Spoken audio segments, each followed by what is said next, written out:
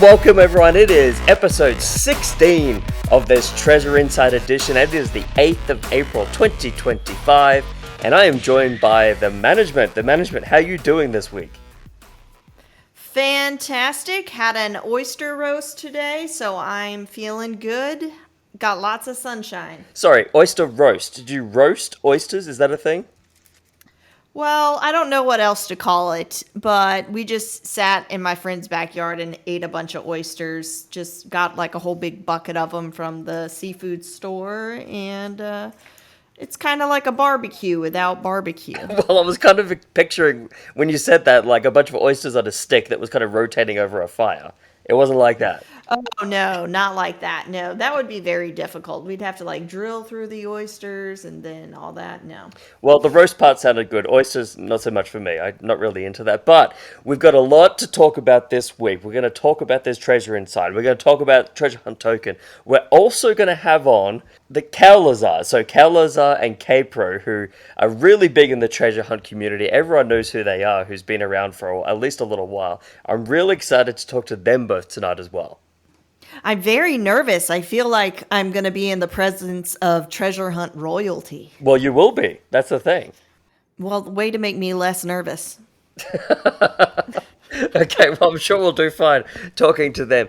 But again, so, as we've talked about last week, the Golden Greed documentary's come out. So there's a number of big hunts going on right now. There's Treasure Inside, but there's also Beyond the Map's Edge that came out from the Golden Greed documentary. But we'll stick with this Treasure Inside for now and talk about that a little bit.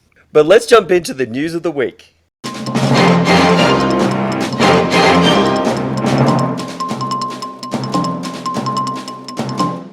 Okay, so the news of the week is, with the Golden Greed documentary out, the big news is a new hunt called Beyond the Map's Edge. Okay, now, management, you've been looking into this Beyond the Map's Edge, correct? What have you found so far with it? So I don't have the book yet, but I have been thinking about how you have to get to know the hunter, which is something that Justin Posey said in the Golden Greed documentary. And I started thinking about, okay, what do we know about Forrest Fenn? What do we know about John Collins Black? What do we know about Justin? How can I kind of Venn diagram these personalities together? And what it really comes down to is each of them have had such a different approach to providing context to their treasure hunt. So Forrest Fenn, yes, the poem was the key, much like Justin's, but with Forrest Fenn, he focused on writing his memoir and that providing some context to who the hunter is. John Collins Black takes a completely different approach, and he doesn't want to talk about his personal life too much. There's personal touches, but mostly he puts context around the treasure hunt by talking about the artifacts and the treasure itself and the history behind those things. And then Justin, he's kind of like an early day Forrest Fenn. He does the poem like Forrest Fenn and says that's the key to finding the treasure, but there's definitely context in his book, and the book is framed around his experiences with his family and friends and pets and all the people around him that make him who he is. So it's not looking back like a memoir. It's like Justin's in the pages. Well, that's interesting. It's interesting that we've got different people making different types of hunts. It's interesting that these two hunts are now going on at the same time. So you've got John Collins Black doing this Treasure Inside, who's kind of got hands off on it and letting the hunt run by itself. And then you've got Justin Posey running Beyond the Map's Edge, and he's kind of still in the driver's seat and steering the ship as we're going through the hunt. So it's going to be interesting. I've seen a lot of people that have kind of shifted their focus a bit away from this Treasure Inside onto Beyond the Map's Edge. And maybe it's because Justin Posey is sticking with the community driving this hunt, whereas John Collins Black has kind of said like, hey, good luck, I've made my hunt. You can all go figure it out now.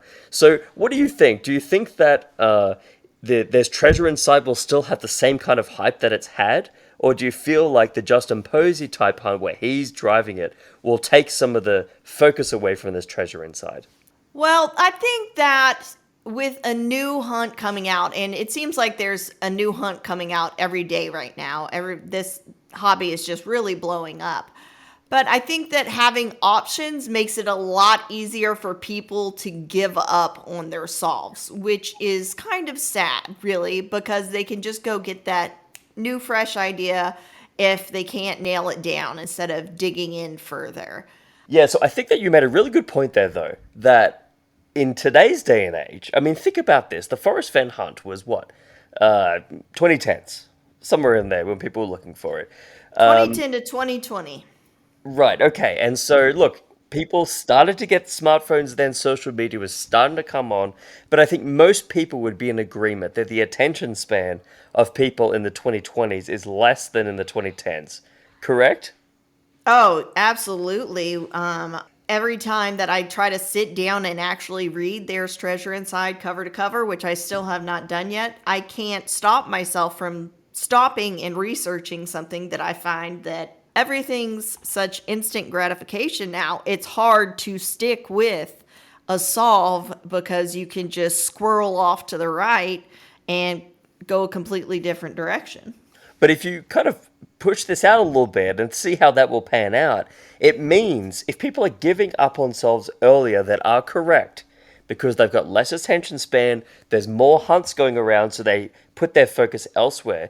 The implication for that is these hunts will go on for longer, right? Because it would take someone an intense amount of focus to solve it. And if they're losing that focus, people aren't going to get to the solve as quickly as a group. Right. I mean, it makes sense that if you're dedicating half of your time to one hunt and half of your time to another hunt, it's not going to be as effective as doing all of that time to one hunt. So I think it's great that you've got the options, that you're working on a hunt, you can stop and do another one, but it's something to consider that if you are the person that wants to find the boxes for this treasure inside, other people are getting distracted right now with other hunts. So maybe your best bet is to stick with one and keep going with it until it's found. I also have a point of view that's more of a devil's advocate, that if you're doing other hunts, you're going to learn other techniques that you can apply True. to your main hunt that you're looking for. And at least just taking your mind off it and coming back to it with a fresh set of eyes, right? That's the other thing to consider. To counter my own point, now I'm debating myself in this You're discussion. in a Chaz paradox right now. That's right. That's right. But I think, yeah, that's another thing to consider as well, that you might want to get fresh eyes and come back to it. But just remember that people are getting distracted, so, go hard on one as well. You might be able to get there first. Let's talk about the treasure hunt token for the week. So last week, I actually corrected my error and put up a hunt that was a lucky draw prize. Now, the hunt is still ongoing. So from what I can tell right now, 7 people have solved the treasure hunt from last week. So I can't go through the solve because the prize money hasn't been distributed yet. So we're going to put up another treasure hunt for this week and make it a lucky draw. But for those who are looking at the episode 15 hunt, it has not ended yet. So you still have time to go and look at the episode 15 hunt, and we'll also go and put up the episode 16 hunt as well. And then we'll run through the solution for episode 15 next week on the show. Did I overcomplicate that whole thing? Absolutely, but it also made sense. Okay, good. And a number of people have bought treasure hunt tokens during the week. So we're going to start putting more hunts into that tier where if you buy some treasure hunt tokens, you can access more hunts during the week as well for other prize money. So look into that. By the way, if you don't know how to buy treasure hunt tokens, just email us and we will walk it through with you as well. So we need a code this week for the treasure hunt token hunt.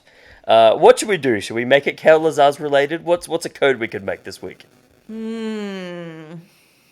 Let's do aliens. Just the word aliens? Yeah. Okay, let's do it. Easy. ALIENS is the code for this week's treasure hunt token hunt. Okay, so we're not going to talk too much because we want to bring our special guests in for this week. So let's bring in Cowlazars and KPro right now. I'm so excited to talk to them. I'm very nervous, so I might be a little quiet.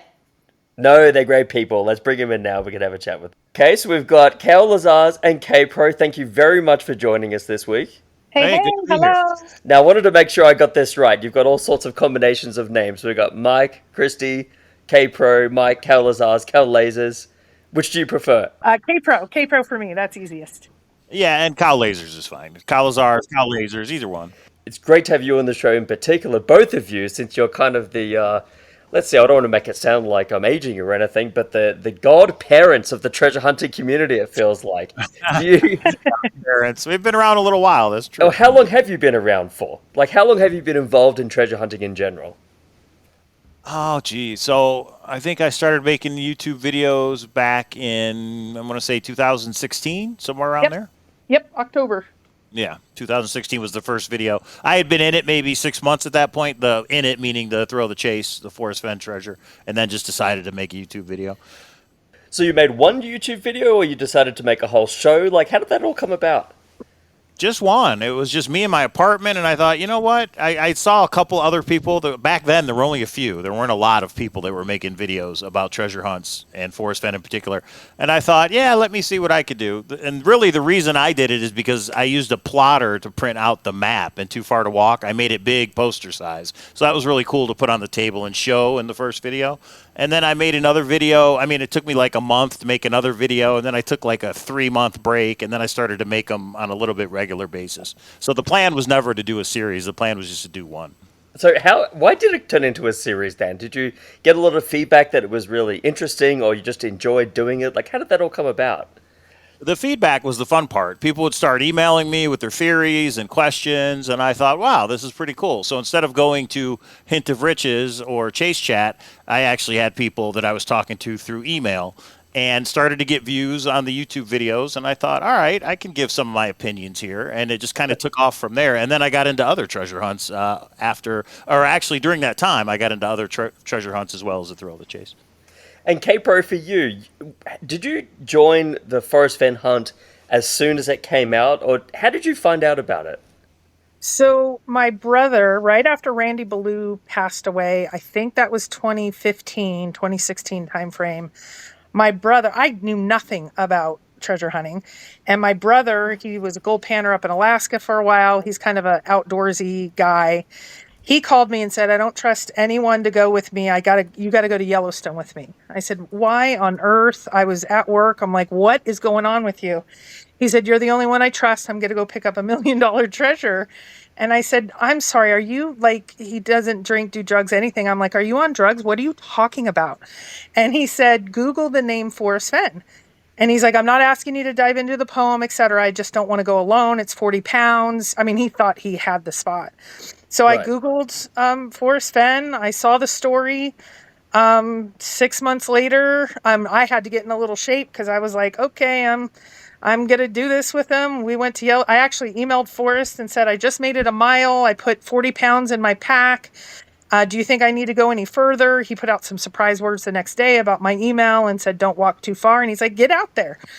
So we went to Yellowstone, and then Forrest and I became friends, and then the whole community and things. And I didn't even know Mike at that time. So was Mike putting out videos at that point?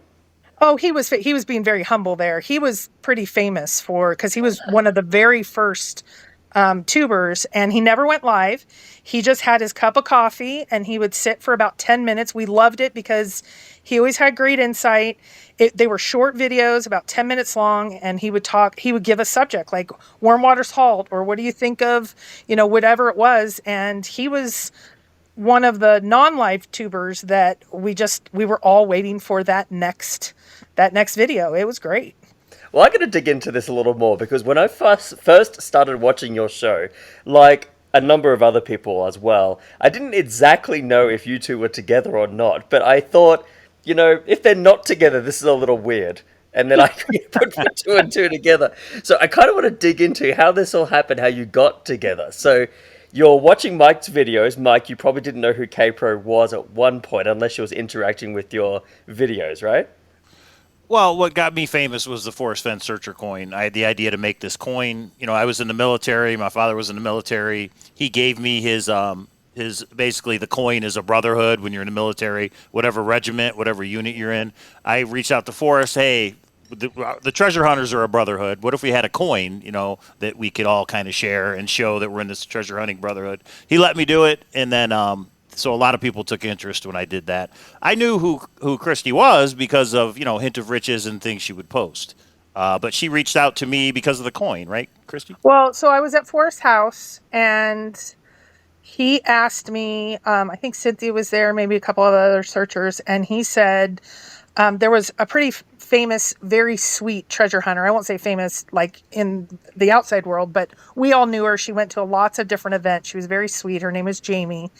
And Forrest said, I know you've done some fundraising in your life. She just lost her home and business in the California wildfires. Will you do a fundraiser for her? And I said, well, what's our goal? And he said, if you could get her off, she lost everything, $5,000 goal. And I said, well, Forrest, if I do anything, I'm going to do it full bore. I need someone. I'm kind of the big thinker. I'm not somebody with spreadsheets and tracking things. And I knew we could probably get really big. This was in 2018. And I said, who do you know that could help me? And he said, one other searcher or Mike. And he said, do you see what Mike did with the coins? And he had to keep a spreadsheet of 1,000 coins. They sold out immediately, etc. And I said, can you make an introduction? Or maybe I emailed you directly, Mike. And I literally had never talked to him. And I said, either Forrest virtually introduced us. And then I emailed him and said, I want to do a fundraiser. Would you be interested? Because I need someone to sell the tickets. We were trying to get, we had about 90 people eventually donate items. Forrest donated items. We did this huge drawing and we raised $59,000. And the week before the drawing, it had gotten out of control. There was press, there was hundreds of searchers that wanted to come to actually watch the drawing. So Mike and I had just talked on the phone by that point. So I said, you have to come to Santa Fe. This has gotten out of control. I need your help. We sold I don't remember, 2,000 tickets, Mike. There was thousands. Yeah, I never realized she wanted me to go to Santa Fe for the drawing. I was just helping take the donations and keep it separated, to do the tickets, that kind of stuff. But when she was like, no, you have to go, I thought, well, it would be cool to meet all the searchers. It'd be cool to meet Forrest. That would be the first time I met Forrest Fenn. And, of course, to meet Christy. And then, we just did it. Yeah, the funny part is if you watch Golden Greed, where Mike is in his brown shirt in his car going, Santa Fe, New Mexico. Yeah, that was the weekend that we met. That was the way that was on my ride there. That's right. That's when I drove out there. That's great. I haven't watched the whole documentary yet. We're kind of recapping one episode at a time on the show, but I did see you in a couple of clips, which I thought was really cool to see on the documentary. But you can share as much as you want to share, but what happened when you two met? Well, the funny part was we were just friendly. And then I had a work conference. I had to come into Vegas. And I will say I thought I was going to be single forever.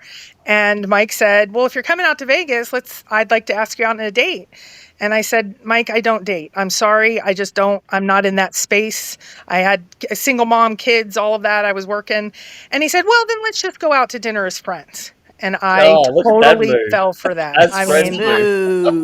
Smooth. And we could just meet in person. I'm CowLazars. It would take over from there. So it did. Oh my gosh. Yeah. And we went to dinner, and that's where we always go back at the Peppermill. And then Vegas was fun. That was my first poker tournament in many, many, many years. But I'm living in North Carolina. He's living in Vegas after a couple years. Actually, COVID hit, and we're like, we can't do this anymore. And then he's down on one knee at the Bellagio fountains, and the rest is history. When you say community, the community is mostly our friend group now. When you tell your normal friends, yeah, I'm a treasure hunter, they think you're weird or they join in. So, we had probably about 80 searchers there, a bunch of our family and friends. And yeah, and now we celebrate our anniversary every year at the con, now that we have the conference.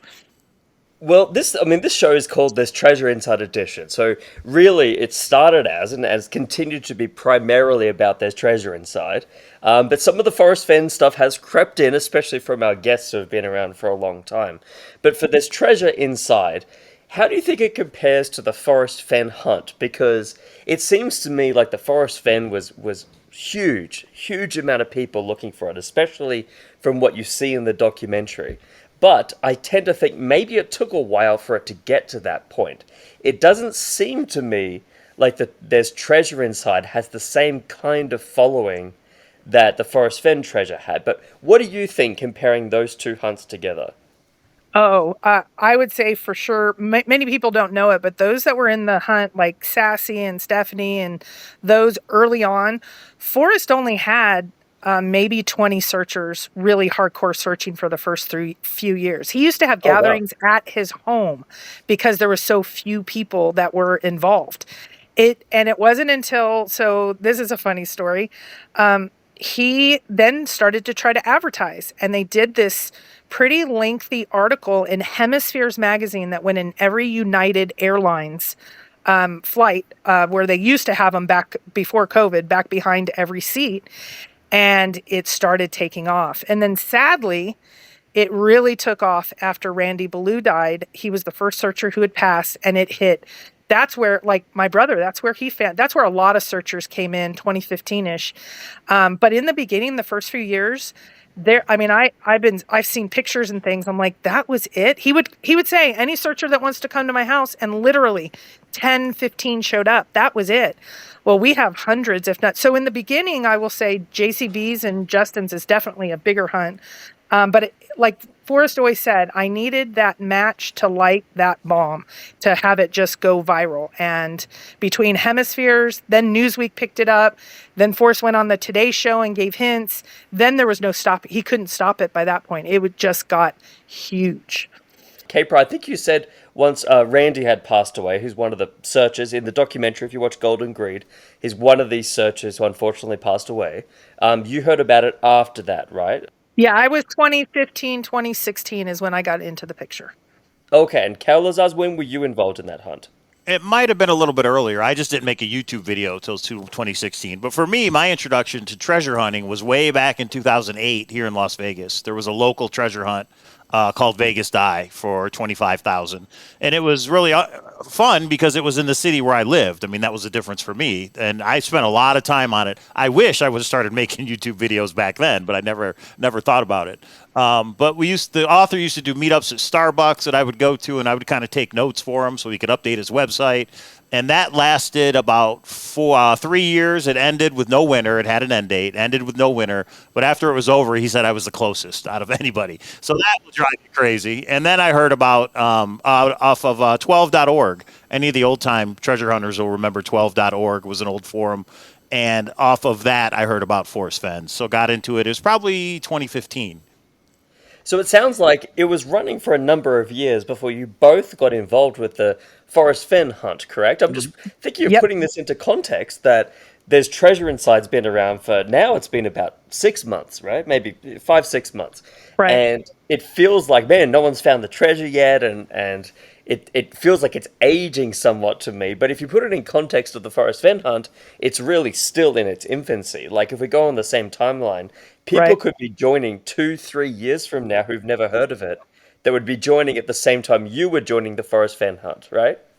That's Yeah, exactly right. I think exactly. the life cycle, I think it's quicker now, especially for TTI. John is, TikToking and he's trying to get that younger demographic, like he said, and that younger demographic does not like 10-year time windows. So I think the spark definitely didn't hit, I think, for Forrest until 2015-ish. That took 5 years, and we're 5 months, exactly what you said.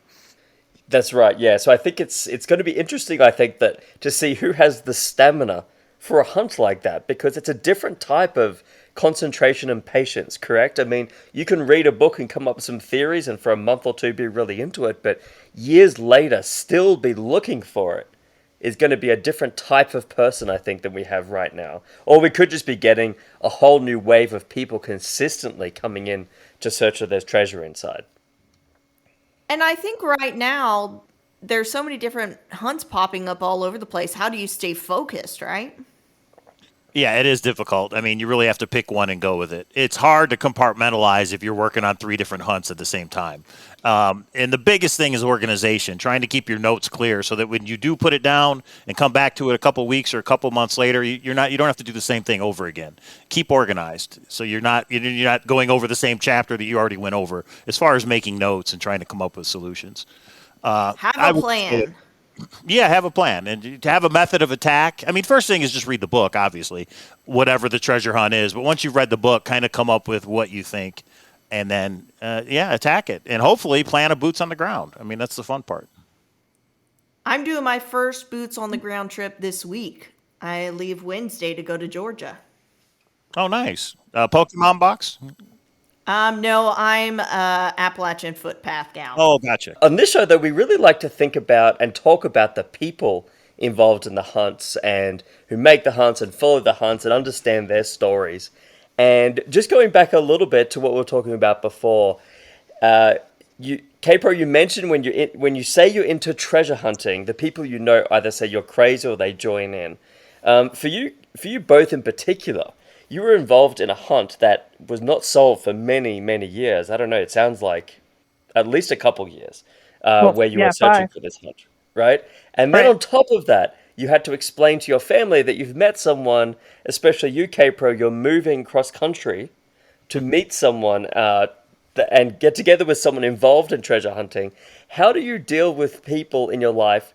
I call it normies. I call one of my catchphrases on this show is "down with normies," because I like the fact that treasure hunters have a unique personality. But how do you explain to people in your life what treasure hunting is, and that it's kind of in some ways taken over a big chunk of your life as well? So for me, I've really needed to compartmentalize. I have, like, pretty much everybody knows about treasure hunting in my life, but they're either with me or they're not. So like, well, I'll give you an example. My brother stepped out and he actually just called me this morning and said, "I watched Golden Greed. You're still in it," because we just talk about other things. So he's not into treasure hunting anymore. So I and I think there's two types of treasure hunters, kind of like what you were saying about the longevity. There's people that this is their bug, this is their hobby, this is their thing. You might be a sailboat person or a golfer or a treasure hunter, and I think that's kind of us. And then there's some people that just, oh, I went out once, it was fun, and that would, like, there was 350,000 people supposedly searching for the Forrest Fenn hunt, but I would say more than half probably never even got out there. Another 100,000 probably went once and it was fun and that's it. And then there's the hardcores that I consider us. The people that really deep dive, that it becomes their kind of friend group, their network, their intense hobby. So for me, I compartmentalize in my life. I have groups of people in my life that are not hunters. They kind of know in general, but for the most part, when we get together, we're more chit-chatting on other things and talk about other things. And then I have my treasure hunting friends and my treasure hunting husband and now my treasure hunting daughter and my treasure hunting son. So we talk a lot about that. So it's kind of our thing. But do other people think it's strange who are not involved? I think you were saying that like Oh, sure.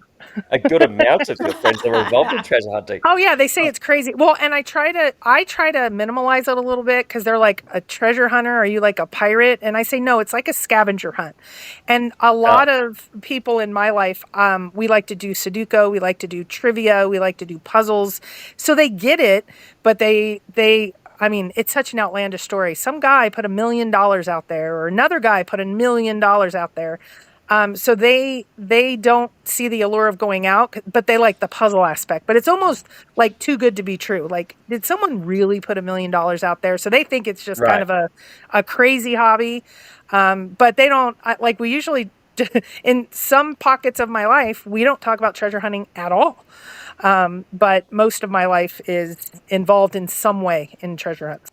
It's the type of thing, though, that it's a very, very small percentage of the population, I believe, that understands what treasure hunting is and how fun it could be. Yep. Do you think that at some point this will kind of maybe expand a bit more? Maybe the Golden Greed documentary, but will spread around more people who'd be interested in this type of thing? Oh, I think so. Yeah, I think as these things get more widespread, I mean, Good Morning America and things, as more people hear about it, there'll just be more and more people that want to get involved, which hopefully will create more treasure hunts, more and more people that do these kinds of things. I mean, who doesn't? It's like Justin said in Netflix. Who doesn't want to be Indiana Jones? I mean, Yeah, it's that's right. And there's someone else is putting money out there for free for you right. to go get, which is crazy to me that someone would put that much money out there. And I think other people, like you mentioned, Kpro, thinks it's crazy as well, which it is. It's just Right. it's ridiculous. This whole thing, which makes it so fun. When one of these is found is when it will really explode. Right. Especially if that person doesn't want to be anonymous and comes forward and either goes on Good Morning America or makes the talk show rounds to say this is how I found it. Look at all this cool stuff I found. I think that's when it'll become real for a lot of people that probably think that's not real right now. Right, because I mean, the Forrest Fenn hunt, there was one treasure, correct? And then, Yes. once it was found, it was done. With there's treasure inside, since there's five, when Right. one gets found, it might blow up, and there's still four more to go. So Hmm. each time one gets found, it's another opportunity for it to be spread that something was found and create this buzz around it. John has been clear he's going to share the solves. And I think that's going to be a real division point of, let's say the past and future box is found and it's very clever, makes sense, walks through, goes, wow, I get what, and then people will even be more so into finding other boxes. But we've done some hunts with people that do a series, like very small hunts. And once they give their solution, if it doesn't make sense, it's like, oh, I don't know if I'll do the next one or the next Right. one kind of thing. Right. So I think John will have a huge opportunity once he shares his first solution, or the finder, whoever does, on how the next ones will go. But that's when either, I hate to say, a tragedy or a box being found, I think will make TTI even blow up more than it already has. Yeah, I have a few particular questions about there's treasure inside, but I wanted to just go a little more general again. And you both have a lot of experience in the history of treasure hunting as treasure hunt creators, but as treasure hunters yourselves, I wanted to ask you, what have you learned over the years about being a treasure hunt? What are the lessons you've learned? Now, Mike's already talked about one, being organized and collecting your thoughts so you don't have to rehash it again when you come back to it. But what would you tell new treasure hunters about some of the things they should do correctly and learn from your mistakes? I would say number one, don't listen to other treasure hunters because what's going to Yes. happen is you're going to, you may post online, I think it's here. I'm going to go boots on the ground. And somebody else says, no, that's already been searched. You don't need to go there. Don't listen to other treasure hunters. If you think you know where something is, go find it. Yeah, a lot of people will say that's been searched, that's a common area, it can't be there. Or they'll tell you it can't be there for some reason, but it really can. Just trust your gut instinct and don't go off of what other people tell you to do. Well, and I say it the same way, but a little bit different. I like to listen to everyone. I had someone absolutely tell me, I'm sure you guys know I'm in Tahoe for past and future, and they said, no, it's in Ohio. And I said, okay, can you tell me why? And they walked through their solve, and there was some logic pieces. I don't agree with their solve. It's not knocking their solve, but I was able to use some of the techniques and strategies that they used for mine. So I would say, always keep an open mind and never get into what we call confirmation bias. Jack did a video on this. Once you believe it's in Tahoe, everything can fit Tahoe.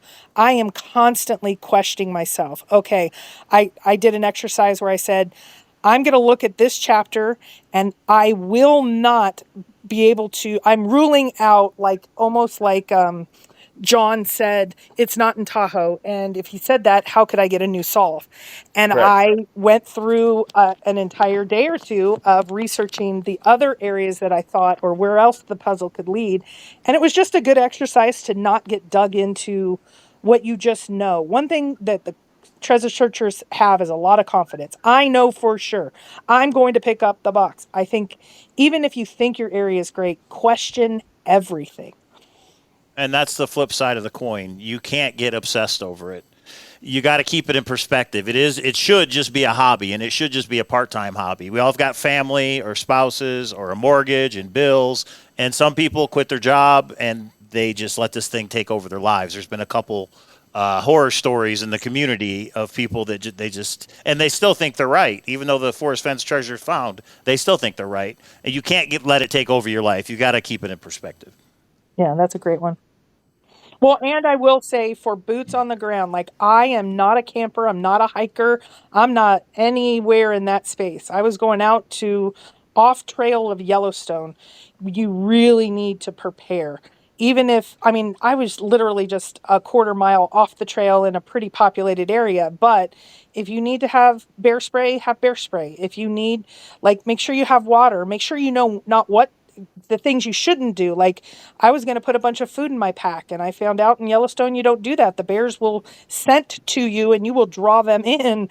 So you really do need to prepare. And even the people that are hikers, have a check-in. Be safe when your boots on the ground. Definitely, especially if you don't know, you don't know what you don't know. Yeah, I think that's great. That covers a lot of kind of the theoretical part, also the boots on the ground part.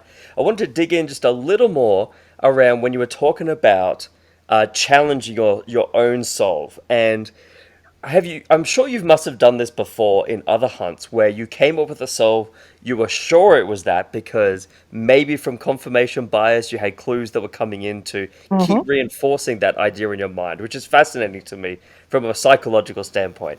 I'd like to know at what point is it a good idea to actually let go of that solve so you're not going down the same path over and over and over again and it potentially being completely incorrect. Mike, why don't you talk about 3D bronzes hunt we just did, and we were completely in the wrong park, completely wrong, and we ended up finding it in another park, but we had to hit the reset button. Well, Yeah. you want to tell the story, Mike, of we went to the hood of Vegas. Yeah, I mean, 3D Bronze, 3dbronze.com. Everybody should check him out. He's big in the community. He wrote, when he was out here for the conference, the Seeking Treasure conference, he hid a proxy. He hid a $50 bill. And when he went back home, he released the poem. So we knew it was in Vegas. We then he narrowed it down to North Las Vegas, and me and Christy are in the car, and we're driving down by the old Mormon fort there by Fremont Street, and it's a bad area. There's a lot of homeless. Little did we know the park that we thought it was in was permanently closed. I thought it was just chained up for the weekend. No, it had been permanently closed, and all the clues fit. I mean, we just thought they all fit. And then Well, some other searchers reached out and said, "We think it's here." And it's like, you know what? Yeah, it's at this other place.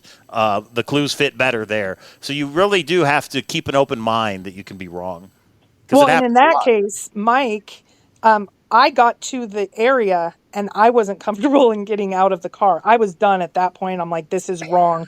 There was just a lot of, let's say, colorful activity happening. Yeah. Mike actually got out of the car and was seeing, like, can we get through the chain? And I was like, no, at this point, just the area, it's in a safe area. So, and I think by the end of that boots on the ground, my boots did not hit that ground. He actually got out of the car for a moment.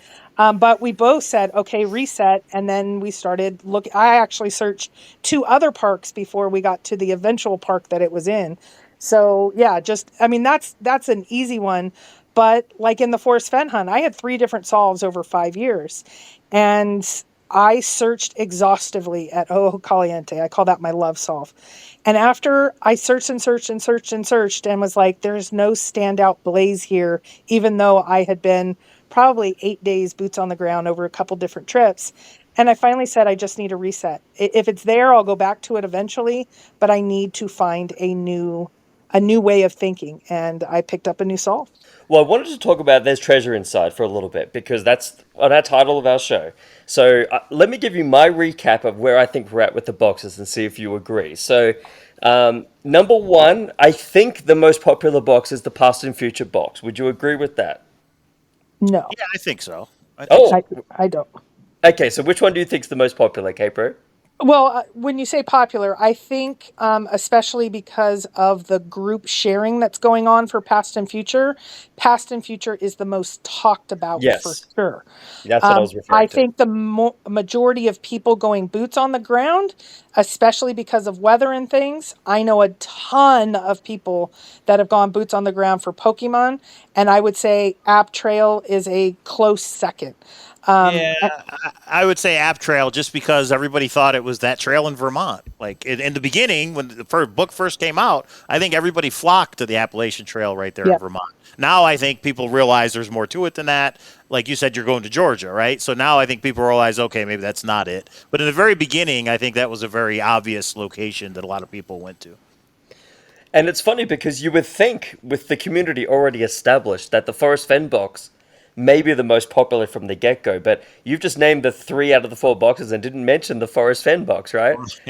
I remember when we first got the book, I was only allowed to look for the Forrest Fenn box, according to Kpro. But then when we got it and realized Lake Tahoe was a lot closer to us than the other three, at least we think, so then the focus shifted. I do need to get back to the Forrest Fenn box for sure. Well, and I'll give you some breaking news. I may be going boots on the ground for the Appalachian Trail. What? Yeah, I haven't told you yet. And it's not my solve. It's somebody I'm splitting with, and it's pretty convincing. I'll catch you up, Mike, because I might be getting on a Are you plane. driving to Vermont? No, I'm not driving. I'm gonna fly. It's too far to walk. Are we giving a state here, Vermont?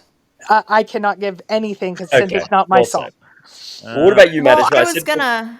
I was gonna ask you, Kpro. You said that you were living in North Carolina. Were you in Western North Carolina, where you kind of get a vibe for, all he talks about in that chapter is North Carolina. So how people got to Vermont, I'm not sure. I was in Raleigh, and I was only there for 5 years, and I was born and raised California, so the South was very much a cultural shock to me. So I will never be living there again, but I will go and pick up a treasure there.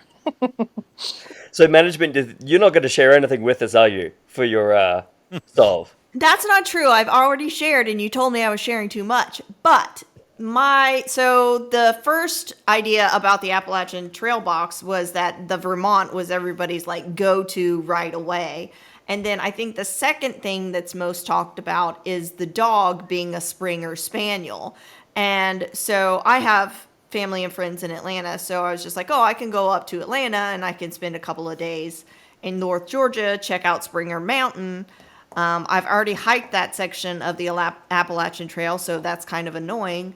But I'll go to Springer Mountain and I'll, hike around for a few days and see what lines up with other clues. Is there any other clues on the map, though, that you found that line up? I think with the go fetch part of, there is a trail that goes from Springer Mountain to Ball Mountain. So I kind of like that answer. Well, so Mike, you said you were going to get back to the Forrest Fenn box there's treasure inside. Mm-hmm. Have you been focusing on this treasure inside right now, or is there other hunts you've been focusing on more? No, obviously because of the release of Netflix Golden Greed, I've been focused on the Justin Posey treasure hunt, the new one, which is also Forrest Fenn related, which is interesting that we have two going on that have pieces of the Forrest Fenn treasure in them. But Beyond the Map's Edge is the one that I'm focused on and probably will be for a little while. Well, and one thing that I think people don't realize, even though we're married, we're both treasure hunters, we have a YouTube and all Mike and I rarely try to solve a hunt together. Even for 3D Bronze's hunt, I was in a different park until a couple days before. We don't, unless I have something that is I'm ready to go. I have so many crazy ideas and he shoots them down so often that I get frustrated. So then I don't share with him, and he doesn't share with me because he's worried I'm going to go and blab it on YouTube. So we rarely overlap until we are ready to go boots on the ground. So which box do you think will be found first? That's a good question. If Lake Tahoe is the right area, and we think it is, I think probably that one. I think there were going to be so many people that descend on the Lake Tahoe area this summer that if it is there and not in Ohio or somewhere else as people think, I think that one will probably be found. What do you think, Kpro? Yeah, it's so hard to, I just want one of them. The hard part about Past and Future is it's not one of them that has an exact spot. So people can have the right areas, but you have to wander and you have to grid search and you have to do all that. So I don't, it's hard to say. I'll say the one I don't think is going to be found first is Lion's Share. But other than probably Tahoe, or Past and Future just because, but I don't know that. Appalachian Trail, some people have some pretty darn good solves. And I mean, I know Coy went to Pokemon, and Coy's like a hardcore that has won big hunts before. So I don't know. It's hard to say which one. That's fair enough. And I just wanted to close with that. I think you guys do a great job. You put a huge amount of work into this community in making YouTube videos at least twice a week, right? Doing the Discord forums and moderating that. Is it difficult for you to keep going with this constantly? I know you enjoy treasure hunting in general, but to come up twice a week and make a YouTube video seems like a lot of effort. Is it difficult to always keep that going? Or do you actually enjoy doing it every time? No, it's sometimes it's difficult. Sometimes it's difficult to come up with something new to talk about. I mean, now that there's these big treasure hunts, it's easier because we have something to talk about. But for a while there, it kind of just is regurgitating the same thing over and over again. See, and I would give the opposite answer. For me, I'll say to Mike when I find something and I want to go live, Mike, it's Friday, let's go live. For me, it's hard to balance because I want to do more than typically speaking. But like Mike says, we need to balance. We need to balance well. Okay, put that down. We need to make dinner kind of thing. So for me, I like it so much. I get too invested. And so he really helps. But our life just in general, we 4 kids, cats and dogs and everything else in between and work life and all that. But for me, I want to do it more. Well, I just wanted to thank you, number one, for coming on this show and spending at least 45 minutes talking to us with all these other things going on. And also the time you spend, and I should mention the convention you put on too, doing YouTube videos, the convention, the Discord channel. It's really great to have that vibrant heart of the community still beating. So thank you very much for everything you do. And thank you very much for coming and spending some time with us as well.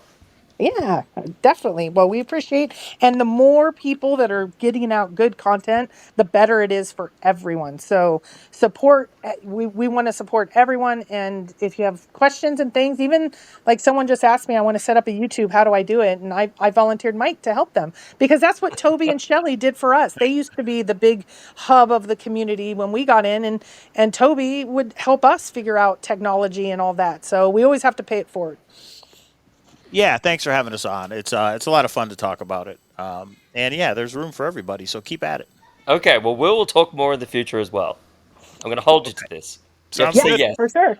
Okay. All right, thanks very much. Have a good night. Thanks, Okay, guys. bye. Thank you. Bye. Well, that was great. That was great to talk to Cowlazars and KPro. Great bunch of people. Really great to finally talk to them as some of the best known people in the treasure hunt community. Yes, they were so kind and just positive people and providing encouragement to everybody to still get involved. And I know that they've provided me personal encouragement in the past. So I really appreciate them as people and as our treasure hunt parents. That's right. So if you do not know who they are yet, please go and look at the Cowlazars YouTube channel and also the Cowlazars Discord channel as well. They've got some great content in there talking about there's treasure inside, but many other hunts as well. But we talked to Cowlazars and KPro for a long time, so we're going to have to wrap it up this week. But management, good luck for your hunt this week. So you're leaving on Wednesday, correct? I'm leaving on Wednesday. I will be in boots on the ground Thursday morning. And if you find the box, will you tell us? Oh, absolutely. I am totally going to shove it in all the people's faces that were mean to me when I first started doing this. So, That wasn't me. So give me some money when you find it. no, you were very nice. Okay. Okay, well, good luck with that. Sounds like it's going to be a great adventure. Let's talk about that next week, okay? The whole adventure you Absolutely. had. Okay. And for everyone else out there, have a great week. We're going to have a lot to talk about next week. We'll wrap up the Golden Greed documentary. We'll talk more. There's treasure inside, and we'll hear about management's boots on the ground experience. Have a great week, everyone. Bye. Thank you for listening to There's Treasure Inside Edition. We are the treasure hunting community podcast. You can always find us at treasureinside.edition.com or email us at there's treasure inside edition@gmail.com. Don't forget to subscribe, like, and review on whatever platform you are listening. Do it right now. Do it right now. Okay.